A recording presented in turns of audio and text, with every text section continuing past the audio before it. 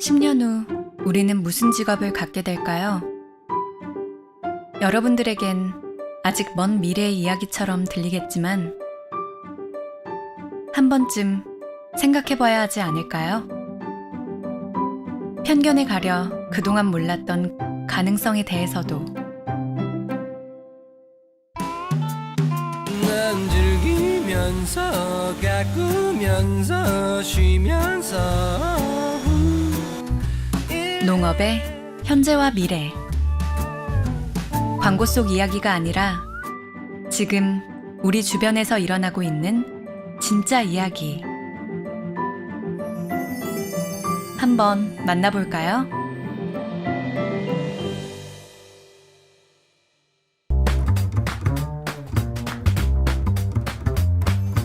안녕하세요. 네, 저는 전북 부안에서 이대로 찐빵을 만들고 있는 김슬지라고 합니다.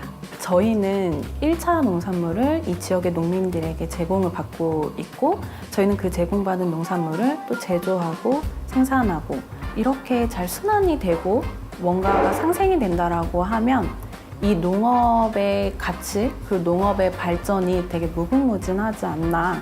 지금 저희들이 하고 있는 작업 자체가 새로운 분야예요.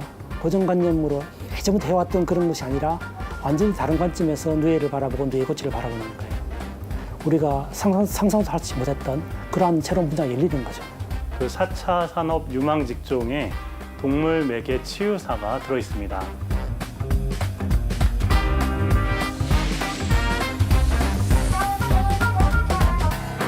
본인이 사랑하는 동물을 데리고 다른 사람들의 말을 들어주고 심리적으로 안정감을 줄 수 있는 치유 농장들이 유럽 전역에 확산되고 있습니다.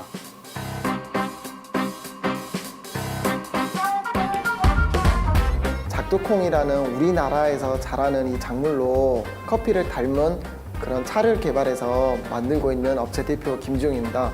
저는 뭔가를 연구하는 걸 좋아했어요. 그래서 이렇게 작두콩을 이렇게 개발해서 사업을 하고 있고요. 또 제 친구를 보면 그 친구는 영상을 찍는 걸 좋아했어요. 유튜버가 돼서 지금 이렇게 하고 있는 친구가 있고요.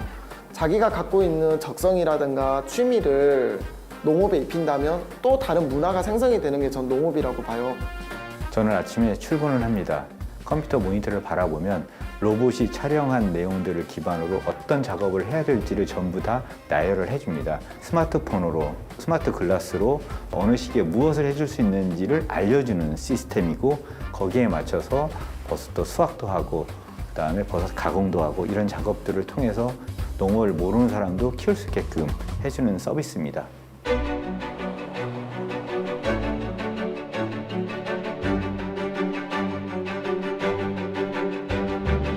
우리 부모님 세대에서는 목장을 일구는 거, 우유 생산하는 거를 최고라고 생각을 했었거든요. 아무 때나 이렇게 목장에 와가지고 이렇게 즐기고 보고 느끼고 갈 수 있는 공간으로 변하게 되었어요. 그러한 목장을 저희가 지금 일궈나가고 있는 거에서 저는 큰 매력이라고 느꼈고요.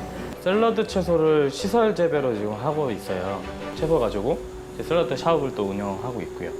대충 그냥 막 농산물이든 과일이든 그냥 단순하게 먹던 그런 문화의 수준에서 깔끔하고 이쁘고 좀 더 맛있는, 그리고 이게 신선한 건지 안 신선한 것까지 이제 보는 그런 단계로 이제 넘어온 것 같아요. 농업이라는 분야는 무궁무진한 재료들을 가지고 있거든요.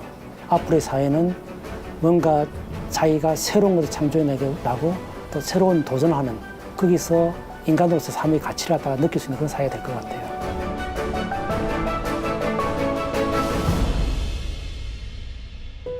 일루셔니스트들은 지금도 새로운 농업의 별을 만들기 위해 세상을 모험하고 있습니다. 일루셔니스트, 농업에서 새로운 별을 창조하다. 안녕하세요. 농업, 농촌, 미래, 성장 산업 분야 중 플랜테리어 디자이너 수업을 진행할 임형수입니다. 앞에 영상 잘 보셨나요? 4차 산업혁명과 농업은 거리가 멀다고 생각하셨나요? 그렇다면 이 영상을 보시고 인식이 바뀌었을 거라 생각이 되는데요. 농생명 산업은 4차 산업혁명과 가장 맞닿아 있는 분야입니다. 먹고 사는 문제는 인류에게 가장 중요한 문제이며 농촌의 자원을 활용한 다양한 산업 분야는 지친 현대인들에게 힐링의 근원이기도 합니다. 오늘 우리가 배울 플랜테리어 디자인 분야 또한 마찬가지고요. 그럼 먼저 플랜테리어 디자이너는 어떤 일을 하는 직업인지 알아보도록 할까요? 플랜테리어 디자이너 권지현님의 영상을 보시죠.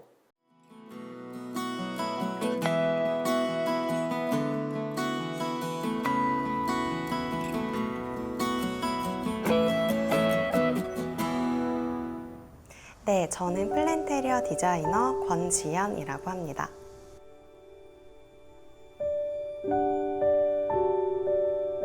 플랜테리어는요, 플랜츠와 인테리어의 합성어인데요. 단순히 식물을 판매하는 일보다는 공간과 사람을 읽고 그 다음에 용도와 환경에 맞는 식물을 추천해드리는 일이라고 생각해요. 이 직업의 매력은 다양한 공간을 연출할 기회가 주어지는데요. 예를 들면 카페나 의류 매장이나 사무실처럼 여러 공간을 획일적으로 단순히 관리하기 좋은 식물들만 추천해드리는 게 아니라 각 공간의 역할과 브랜드 이미지에 맞는 식물들을 추천을 해드리고 연출해드렸을 때 각 브랜드의 색깔이 더 도드라지게 보이는 게 가장 큰 장점이라고 생각해요.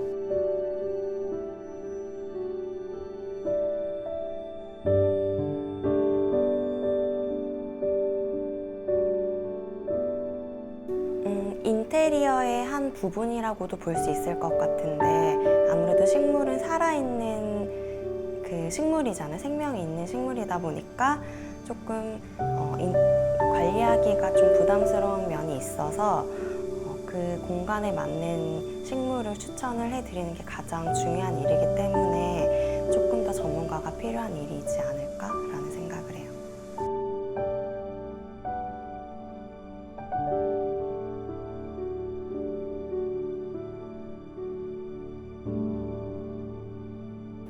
식물에 대한 기본적인 지식이 당연히 필요하고요. 그다음에 공간을 읽는 능력이 필요하죠. 어떤 공간에 어떤 식물이 적합한지를 제안을 해드리는 일이니까.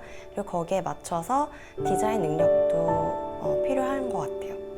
아무래도 식물만 전문적으로 다루는 일이기 때문에 조금 더 전문적인 지식이 필요할 것 같아요. 실내 식물에서 전반적인 지식도 필요하지만 사실 실외 작업도 있기 때문에 실외 식물에 대해서도 잘 알고 있어야 될 것 같고요. 그 외에도 공간을 읽는 능력이 필요하기 때문에 도면이나 3D 작업 같은 것들도 가끔 할 일이 있거든요.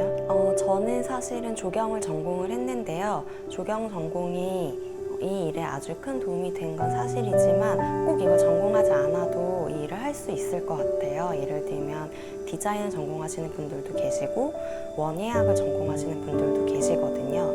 그래서 좀 더 다양하게 공부를 해보고 식물에 관심이 있다면 그걸 식물에 접목시켜서 공부를 조금 더 한다면 여러 가지 전공으로도 가능하지 않을까 생각해요.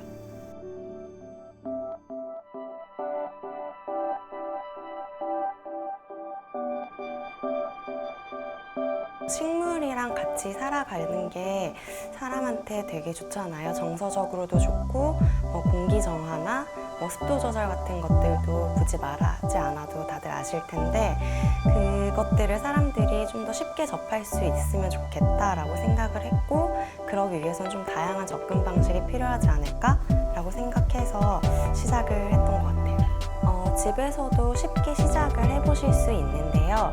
우선 베란다에 있는 식물들을 적합한 공간에 한번 배치를 해보시면 새로운 인테리어가 될 수 있을 것 같아요.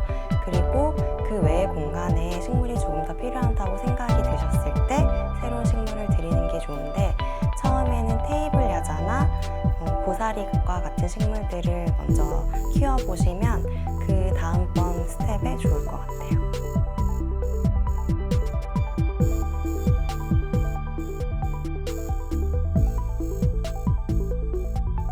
플랜테리어가 인테리어의 마지막 필수 요소라고 많은 사람들이 생각하고 있는 만큼 그만큼 인기가 높아지고 있는데요.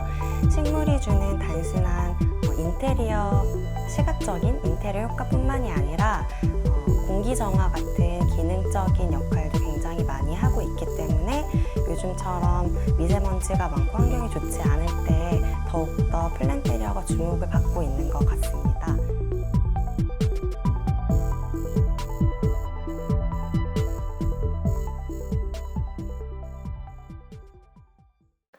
여러분들은 평소에 플랜테리어라는 말이나 플랜테리어 디자이너라는 직업에 대해서 들어보셨나요? 처음 들어보는 친구들이 대부분이겠죠. 플랜테리어 디자이너란 식물을 뜻하는 플랜트와 실내를 디자인하거나 설계하는 직업인 인테리어 디자이너의 합성어로 식물을 활용하여 공간을 꾸미거나 설계하는 일을 하는 직업입니다. 단순히 식물을 판매하는 일보다는 사용하게 될 공간과 사람을 읽고 용도와 환경에 맞는 식물을 추천해서 디자인해주는 직업입니다. 여러분이 살고 있는 집이나 자주 가는 카페 등 모든 장소에는 인테리어 디자인이 사용됩니다. 각자 취향에 따라 다양한 스타일을 활용해서 인테리어를 하는데 우리는 왜 식물을 활용하여 인테리어 디자인을 하게 되었을까요? 첫 번째로는 다른 인테리어 스타일과 다르게 식물을 실내 곳곳에 배치하여 우리가 디자인하는 장소를 더욱 깔끔하고 활력이 가득한 장소로 만들어줄 수 있습니다. 보통 화이트 색상 디자인 또는 원목용품을 사용한 디자인 구성에 식물을 함께 배치하여 더욱 세련된 인테리어의 완성을 도와줍니다. 두 번째로는 심리적인 치유와 안정입니다. 여러분들은 식물을 떠올리면 어떤 색이 가장 먼저 떠오르시나요? 대부분 초록색이 가장 먼저 떠오를 것입니다. 이를 녹색 효과라고 표현합니다. 초록색은 다른 색상보다 우리 눈의 피로감과 스트레스를 줄여주고 심리적으로 안정감을 주는 효과가 있다고 다수의 연구를 통하여 알려지고 있는데요. 이를 통해 심리치료에도 적극 활용되고 있습니다.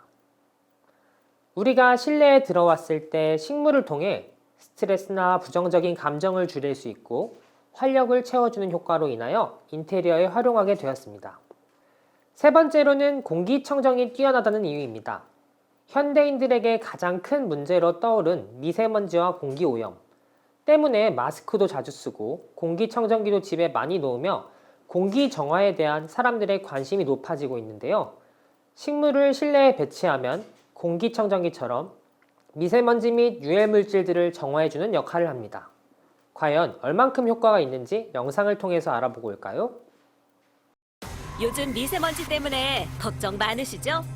세계보건기구 WHO 건강을 해치는 가장 위험한 환경 요소로 미세먼지 지목. 여기서 잠깐! 바깥 미세먼지도 심각하지만 실내 미세먼지도 걱정거리. 생선이나 고기를 구울 때, 이불을 털거나 청소기를 돌릴 때 금세 실내 미세먼지 오염도가 올라간다는 사실.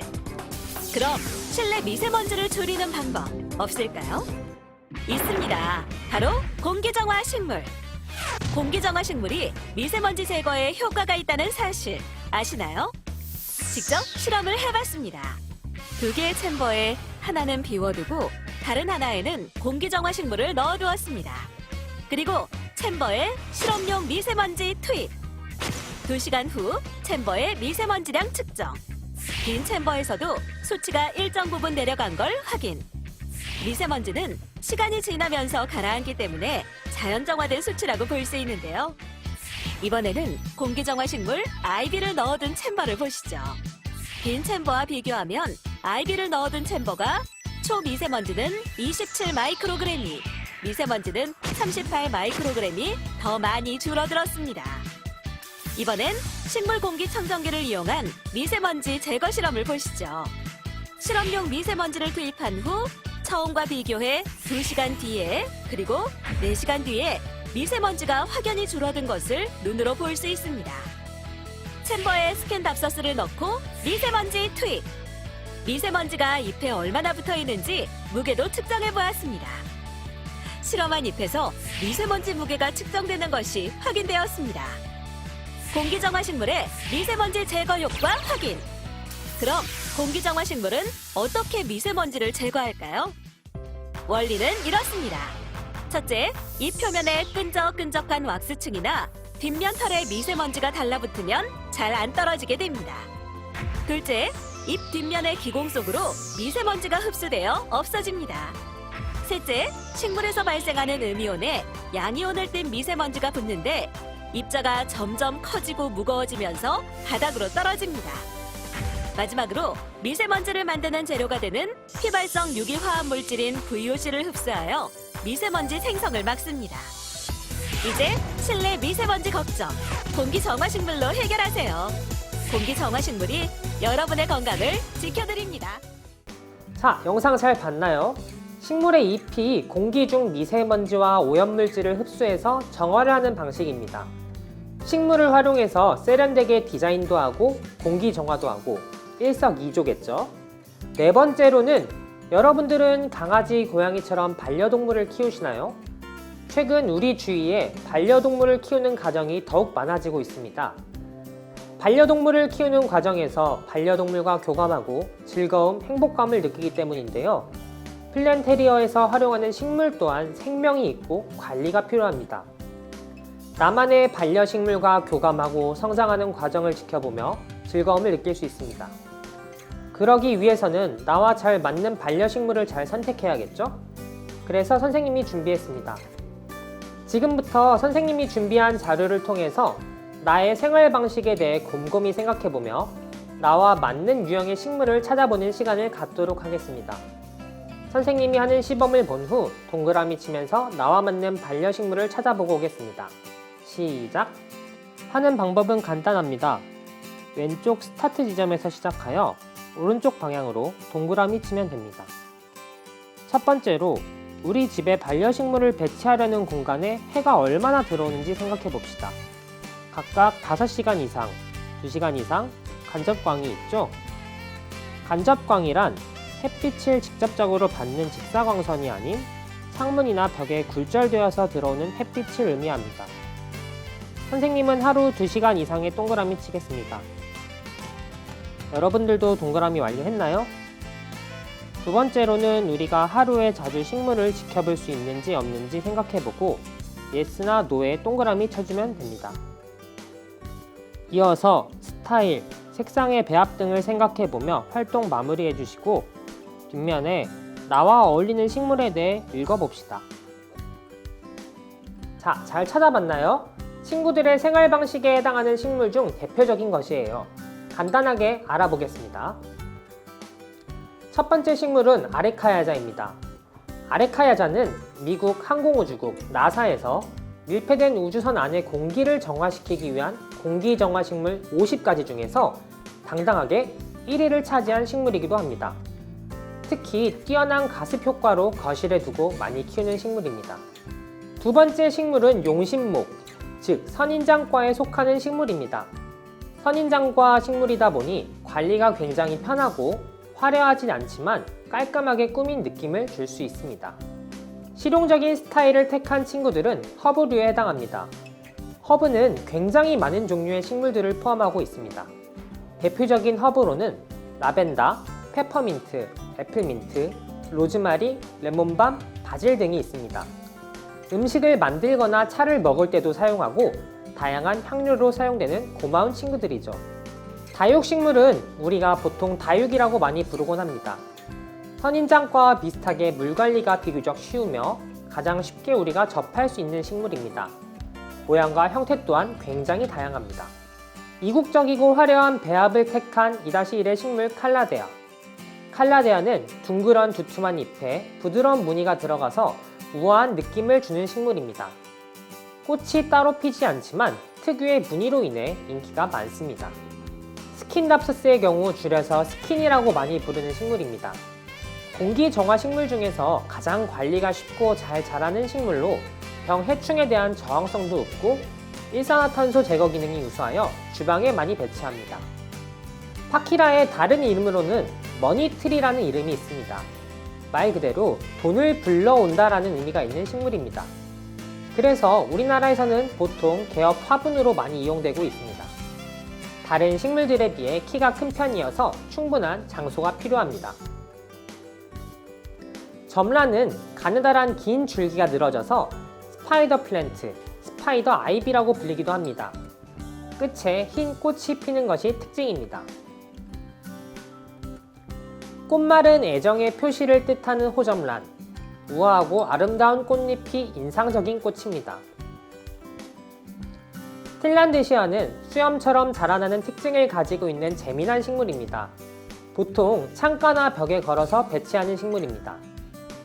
또한 수염 부분에서 미세먼지를 흡수하는 효과가 뛰어나서 대표적인 공기 정화 식물입니다. 드라세나 송 오브 인디아, 이름이 굉장히 길죠? 이 식물은 직사광선에 굉장히 약합니다. 어두운 그늘에서 잘 적응하는 식물로 실내 조경에서 많이 사용되는 식물입니다.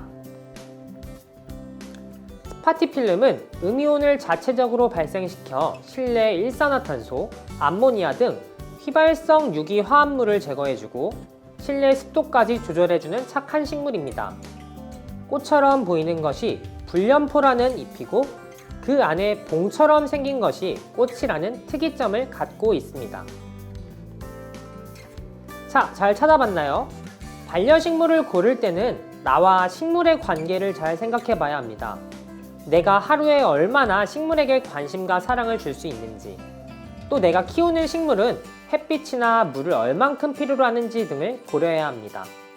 나의 반려식물들을 활용해서 디자인을 하면 더욱 의미 있는 플랜테리어 디자인이 될 수 있겠죠. 지금부터는 플랜테리어의 방법에 대해서 알아보겠습니다. 플랜테리어의 방법은 크게 4가지로 나뉘어집니다. 테라리움, 행잉 플랜트, 수경 재배, 수직 정원입니다. 각각 특징에 대해서 자세히 알아보도록 하겠습니다. 첫 번째는 테라리움입니다. 테라리움이라는 말을 처음 들어보는 분들이 많을 텐데 조금 어렵죠? 쉽게 설명하자면은 아쿠아리움이라는 단어는 많이 들어보셨나요? 아쿠아리움은 여러분들도 잘 알다시피 큰 수족관이나 물고기들을 키우는 장소를 의미합니다. 혹시 테라리움과 아쿠아리움의 공통점이 보이셨나요? 뒤에 아리움이라는 말이 공통적으로 붙습니다. 아리움은 모모한 장소라는 의미를 가지고 있습니다. 아쿠아는 물을 의미하고 테라는 땅이나 흙을 의미합니다. 즉, 테라리움은 흙에서 식물을 키우는 장소를 의미합니다. 옆에 보이는 것처럼 작은 유리병이나 화분에 식물을 담아서 키우는 방법을 의미하고 플랜테리어를 하는 방법 중에 가장 많은 비율을 차지하고 있는 방법입니다. 대표적으로는 다육유리의 식물을 많이 활용합니다. 다음으로는 행잉 플랜트입니다. 행잉 플랜트는 바닥에 자리하는 일반 화분들과 달리 식물을 천장이나 창가, 벽에 걸어서 키우는 방법입니다. 바닥이 아닌 곳을 이용해서 공간을 더 효율적으로 활용할 수 있다는 장점이 있습니다. 대표적으로는 수염처럼 생긴 틸란드시아나 아이비 같은 식물을 많이 이용합니다. 세 번째는 수경 재배입니다. 식물에게 흙은 영양분을 공급해주는 중요한 존재입니다. 하지만 흙이 없더라도 식물의 성장이 가능합니다. 바로 영양을 첨가한 물, 양분 배양액에서 키우는 방법입니다. 식물의 뿌리를 깨끗하게 씻은 후 양액에 담아서 키우는 방법이죠. 주의할 점으로는 모든 식물이 수경 재배가 가능한 것은 아니므로 꼭 검색 후에 만들어야 합니다. 비슷한 원리로 지하철역에서 만날 수 있는 메트로팜도 수경 재배의 확대 사례입니다. 영상을 통해서 알아보고 올게요.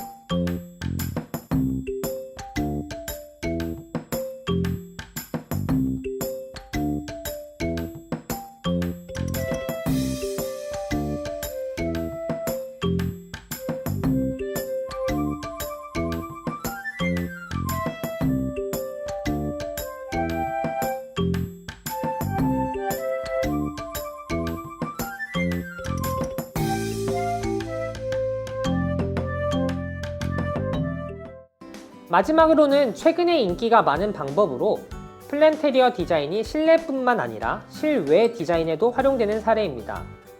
식물을 건물 외벽에 세우는 방식으로 사용하여 각종 아파트, 호텔 등에 사용되기도 하고 외국에서는 시티트리라는 것으로 사용되곤 합니다. 다양한 식물과 이끼류를 활용하는 경우가 많습니다. 처럼 수직으로 고정한 틀에 흙을 잘 담아주고 그 위에 식물을 심어주는 방식입니다. 수분 공급 또한 쉽게 틀을 설계한 것이죠. 이러한 수직 정원 방식을 사용한 곳으로는 대표적으로는 시드니의 원 센트럴파크 빌딩, 독일의 벤츠의 공기 정화 식물을 사용하여 만든 시티트리가 있습니다. 공기 정화 식물로 공기도 정화하고 이목을 집중시키는 디자인까지 표현하는 대표적인 방법이죠. 우리나라의 경우 대표적으로 서울시청의 시민청이 있습니다. 7층 건물 높이로 만들고 6만여 개의 식물을 사용했다고 합니다. 2013년도에는 기네스 세계 기록에 세계에서 가장 큰 수직 정원으로 등재되기도 한 대표적인 사례입니다. 플랜테리어의 방법들, 참 다양한 방법들이 있죠. 자, 지금까지 플랜테리어의 효과와 방법에 대해서 알아봤는데, 플랜테리어 디자이너는 개인 창업을 하여 사업체를 운영하거나 조경 및 디자인 회사 소속으로 일하게 됩니다. 식물을 활용하여 고객과 소통하며 인테리어를 진행하는 일을 담당합니다. 플랜테리어의 소재가 식물을 활용하는 만큼 식물에 대한 다양한 지식이 필수적입니다. 다양한 식물의 종류와 습성에 대한 지식이 있어야 상황에 알맞은 배치와 창의적인 구성으로 플랜테리어를 활용할 수 있습니다. 또 공간을 읽는 능력이 필요합니다. 식물을 적재적소에 배치하고 디자인해야 하며 도면을 읽거나 3D 작업을 하는 경우도 많기 때문에 공간감을 익히는 것이 중요합니다. 주요 전공학과의 경우 조경학과, 디자인학과, 원예학과를 졸업하면 도움이 되지만 꼭 해당 학과를 졸업하지 않더라도 누구나 도전할 수 있습니다. 실제로도 다양한 전공의 사람들이 업무에 종사하고 있습니다. 현재 국가 공인 자격증은 존재하지는 않지만 다양한 민간 자격증들을 통해 플랜테리어 디자이너로서 준비를 시작할 수 있습니다. 무엇보다도 가장 중요한 것은 여러분들이 직접 식물을 키워보는 경험이 중요합니다. 지금부터 선생님과 함께 직접 다육이를 심어보는 시간을 갖도록 하겠습니다.